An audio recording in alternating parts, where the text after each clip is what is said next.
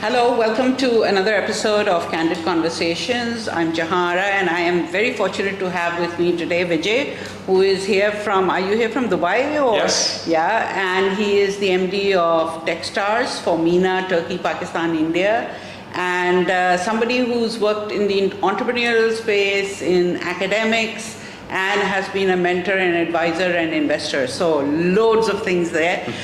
So what brings you to Pakistan, Vijay? That's a loaded question. Well, firstly, thank you for having me here on the show, and great space, by the way. Thank you. I met some amazing founders today, thanks to your introductions. And as Techstars, we've been growing by leaps and bounds over the last decade. Right. And we're investing globally. Today, we are the most active investor on the planet. Okay, amazing. We have invested 600 companies in 2022. This year in 23, we're investing close to 720 companies. And at what stage? All at pre-seed. Okay. All at pre-seed. And typically, the application pools actually has doubled from last year. And from last year, it's doubled from the previous year. So we're looking at the trend. We seem to attract a lot more applications from the rest of the world. Predominantly it's been from the North America region, right, but now increasingly the rest of the world, particularly in Asia. So my mission is to really build the connective tissue with the ecosystem players, such as yourself, right, enablers in the ecosystem, VCs, angel investors, and of course the founders. So coming to each city like Karachi, it really gives you a good sense of the pulse on the ground, talking to them, understanding the space that they're focusing on, right, as challenges. And so I'm, from the very basic level, I'm here to basically suss out and gauge the marketplace. But more in terms of a tangible result, outcome for me, would be getting interest to apply to many of the Techstars programs that we have around the world. Right. And whether it's the Techstars Accelerator programs, right, the Techstars Founder Katalyst program, which is a pre-accelerator, and even Startup Weekend. So these are main three tracks that companies can participate in. And so... Startup Weekends we've been hosting for a long time. Yes. Yeah. And they're really, they're amazing. And we've been hosting them at different levels, even for children. Ages. I was not aware of that. Yeah. Yes. So, and you should see some of the ideas those kids come up with. And some of them have actually taken them to the next level. Have they? So it's been really exciting. So coming to Pakistan for the first time, you say, yes. What you've heard, I'm sure you've heard about the Pakistan startup ecosystem and all that. What you've heard and what you've seen in the 2 days that you've been here, you were in Lahore and now you're here in Karachi. What is your assessment of the startup ecosystem? I know it's unfair to ask you such a loaded question. It's been a very short visit so far. But I can give you just a general sense, and again, this is not substantiated with deep facts and data, but basically conversations I've had on the ground. So look, I think 2 years ago, the country has benefited from a lot of investments, particularly flowing into the country, setting up by international funds out of Singapore, the Middle East, from the US, and so on. And that's been a fantastic, I would say, support of good faith that there's confidence in the country. But beside that influx of capital that came in 2 years and a year ago, there's always been evidence of high quality talent coming out of Pakistan. How do we know this? We've seen an increased number of applications coming through our pipeline. Right.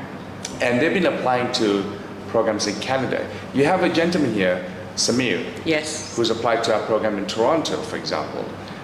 They've been applying to programs in Europe and across the United States. So that has been consistently growing. Right. But we've not had a program here as yet. And the reason is because typically when we look at the country profile, we just want to be guaranteed there is some threshold that we can meet, i.e. this ecosystem has to be matured enough for you to support a large investor network, particularly from the angel investors, family offices, and of course VCs. Right. That is yet to come. Okay. Okay. And we think it's going to get there in a matter of time.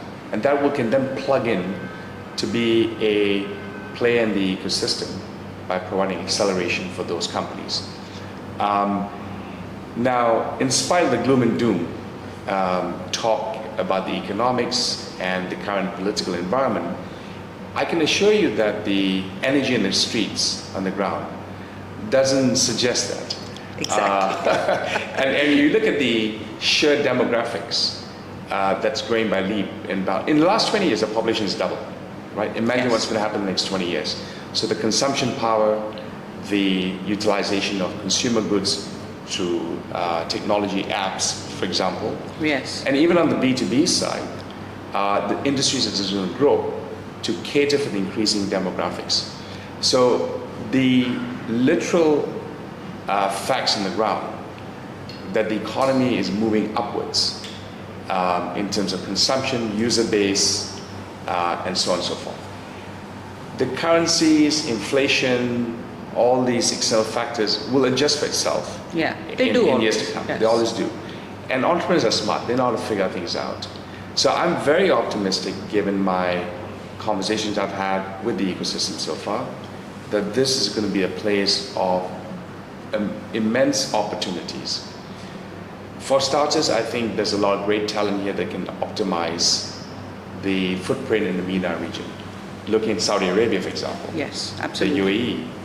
There's a lot of interest. A lot of interest, and I think because of the resilience of the entrepreneurs that's gone through a fairly harsh environment, they can really be hyper-competitive competing in these markets that I mentioned, because the conditions are far more harsh, if you like. Right? So I think this is really the opportunity for Pakistan entrepreneurs. So as startups here continue to grow, what is the advice that you would give to founders who are competing for the best resources against, larger startups and organizations who also want to grow their companies and are actually trying to take in the most talented people within Pakistan? What can they do to attract such talent and retain them? I think for startups, for starters, they have a inherent advantage, which is they have much more agility to maneuver than, say, established enterprise, in spite of not having the resources. Number two, there's two perspectives of this, is what's the addressable market? I am the one that will encourage Pakistan entrepreneurs to think that the marketplace is the globe, as opposed to just the land of Pakistan. And for the simple reasons, because the entrepreneurs here can leverage on their vast human capital to be exported to the rest of the world, particularly in terms of former IT services and other solutions. Third, fundraising today is not as easy as it was 2 years ago. Absolutely. But that's not unique to Pakistan, as you know. True. Right? It's the same story elsewhere. It's becoming harder. And I think Pakistan entrepreneurs, as I've learned in the last couple of days, are far more accustomed to work with much more frugal environment in terms of being cost conscious. And I think they have the ability to be more resilient to work within these conditions. So I'm very optimistic that they have a better chance. And fourthly, I think, as the rest of the world is slowing down, downsizing, looking for cheaper cost of solutions. If you're building a product for the world from Pakistan, you have tremendous cost advantages. Absolutely. That can be taken advantage of. Right. So let's move on to MENA now. What are you seeing in MENA? Which are the verticals that are, growing? And where do you see this growth happening in the next 5 to 10 years? Which are the verticals that MENA companies are focusing on right now? So I think it's very widespread. The ones that's getting a lot of traction and continue to do so is the e-commerce space. So whether it's logistics, supply chain, fintech embedded solutions, this continues to grow. What it seems to be very exciting is the media and gaming sector, particularly in Saudi Arabia. Yes. And we'll also see in some niche areas the issue of food security, water security, energy security which is driving either clean tech or renewables or any solutions that addresses those. And not just in the emerging markets, but also outside. It's a global issue. Yeah. But it's been accentuated because there's a suddenly, I shouldn't say sudden, but there is a realization that where a lot of the Gulf countries, which are predominantly supported by hydrocarbons as their, as a pillar of economic powerhouse, is that we need to create a sense of urgency to transform. And that transformation is driving interesting new opportunities. So A, digitizing the economy, B, infrastructure has been put in for supply chain, manufacturing, agriculture, to name a few. So that's opening up new opportunities, constructions and so on. But also into new services, tourism, yes. Entertainment, and so on. So this allows for new industries to flourish in this massive transformations taking place across the Middle East. So I think back to the question about how Pakistan should think about this, is saying how do we take this new wave of the reset that's taking place in the Gulf countries in particular. And the good thing is that there's available funding for a lot of these companies to be taken advantage of. Right. So they can well position themselves in the footprint using the human capital from Pakistan. That's going to give them a lot of advantage. Right. So in terms of policies, because we're at a stage where it's important to focus on policies that are going to help us grow and not impede the growth of the startup sector as well as the tech sector. Having seen what's happening globally, which are the areas that you think we need to focus on most? As far as policy is concerned, yeah. I think the good news I've heard is that at least companies now can raise capital. Yes. In a top co or a whole co, say in Singapore or yes. ADGM, and then basically have an operating company in Pakistan. So that's a good thing that has been allowed. Hence the reflection of capital flows into many of the companies here. That paves the way for a far more vibrant venture capital industry that's going to take place. Right. The challenge remains is basically when you do an exit. Acquisitions is it going to be a local exit or is it going to be a foreign exit? And for companies of a certain size and scale, depending on the industry, whether it's fintech or certain industries that might attract anti-competition law, those are something we want to be of concern about. In addition to that, data privacy yes. is something that we want to be of concern. Cybersecurity is a massive challenge around the world, and it will be a case here, particularly if your customers that you're servicing across the globe will sanction high rates of compliance to be taking care of those issues. Last but not least, I think the challenge is going to be that if the whole world is looking to Pakistan for a highly competitive workforce or human capital, then you as a founder have that challenge to keep up in terms of retaining your talent. And I see that as a challenge. That's going to be a challenge, That's yeah. right. But training and retraining those resources, maybe creating opportunities for them so that they're excited about what you're doing. I guess right. That is the way to go. That's right. Okay, let's talk a little bit about you. You've been investing and you've been growing and going in different directions. Logistic, e-commerce, all of that has been an area of interest for you. But what about personally? I read that you're interested in cultural and heritage sites. So top 3 around the world, which are the ones that you've seen that you found very exciting, and which are the ones that are still on your list that you would like to see? Well, that's a good one. I was never good at history because I could not pay attention in class. But I remember when I was in grade 5 or 6, I was fascinated with one history teacher. She's just presented history in a very fascinating way. And visually, I was just intrigued by all these wonderful civilizations around the world.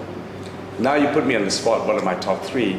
But the 3 that actually came to mind is the Angkor Wat civilization which is Cambodia, Borobudur in Indonesia, and the Mayan culture, the Mayan pyramids in Mexico.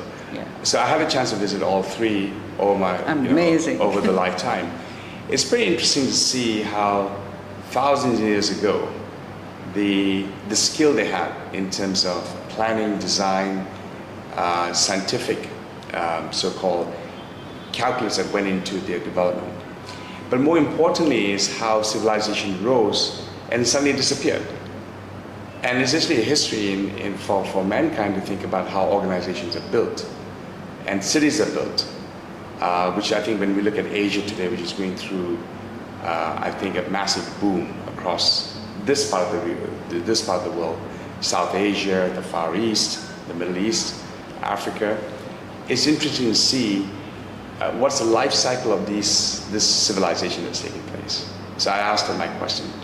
But for me, it's more than from the economic and the business point of view.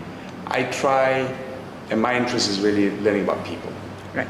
I've lived in 8 different cities in my lifetime. I've had the privilege to do that in different continents.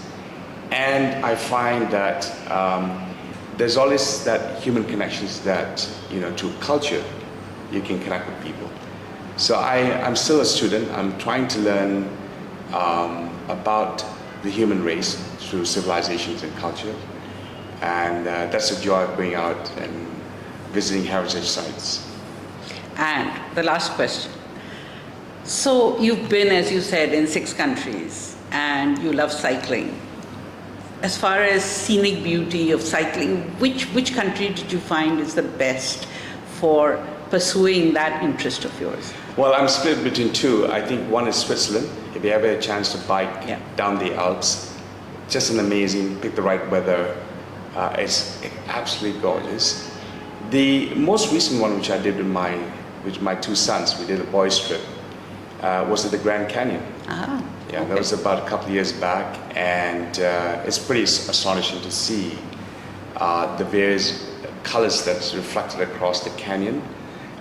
Just the majestic size of it is pretty extraordinary. So if you have a chance to do both, please do so. Thank you so much. And when do we see you back in Pakistan? Well, inshallah, I would say that sooner than later, definitely not in 24 years. And for much longer, I hope. Yes, of course. And I would love to come back. I can tell you that I think, the proximity between Dubai, which is my home base now, to Karachi is very easy to get to. But also the connective tissue between the ecosystems getting stronger. We've already been investing in founders from Pakistan.